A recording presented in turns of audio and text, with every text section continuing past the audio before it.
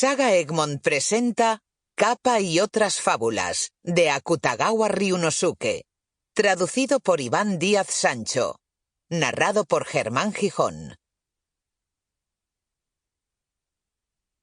Prólogo. Tan solo los lenguajes de la fábula nos harán comprender el mundo. Juan Carlos Elijas, La conquista.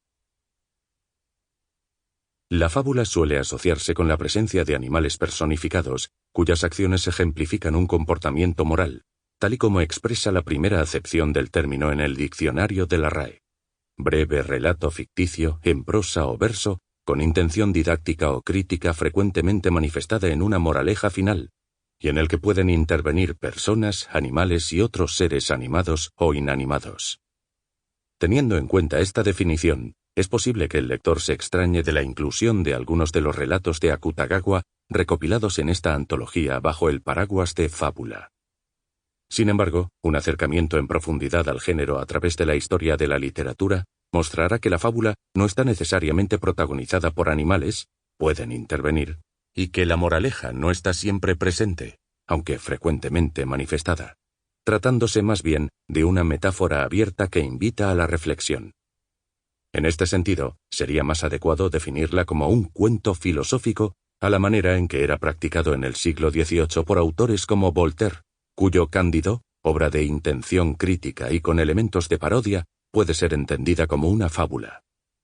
En la misma línea, es posible rastrear el género no solo desde las fábulas de Esopo, simples y directas, sino también desde la tradición fantástica iniciada por Luciano y recuperada en siglos posteriores en obras como Los viajes de Gulliver, fábula compleja e indirecta, abriendo así el camino a una mayor exploración de las posibilidades del género en autores contemporáneos, como Aldous Huxley, George Orwell, William Golding o incluso Kafka y el propio Akutagawa. El primero y el más largo de los relatos incluidos en esta antología es Kappa, la narración de un loco internado en un sanatorio, en la que cuenta cómo persiguiendo a un kappa, un ser fantástico de la tradición japonesa habitante de ríos y lagunas, terminó cayendo por un agujero, a la manera de Alicia en el País de las Maravillas, para finalmente despertar en el país de los kappa. Un mundo de lógica invertida que es al mismo tiempo reflejo del mundo de los humanos.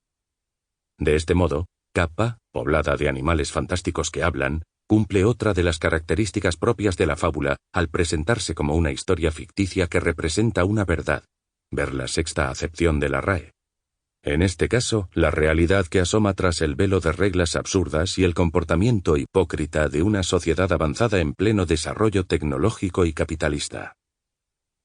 Al tratarse de una de las últimas obras de Akutagawa, muchos han querido ver reflejado en ella el pánico del autor a heredar la locura de su madre y una justificación de su suicidio a modo de nota póstuma. Pero el texto, una parodia de la sociedad japonesa moderna, va mucho más allá de la mera biografía, expresando igualmente un agotamiento en la propia escritura. A Akutagawa le sucede lo mismo que al poeta Tok, uno de los kappa protagonistas. No teme tanto perder la cabeza o su posición social como perder la voz, su voz literaria. El suicidio, en este sentido, no es justificable sino como un acto puro de egoísmo de un escritor desencantado.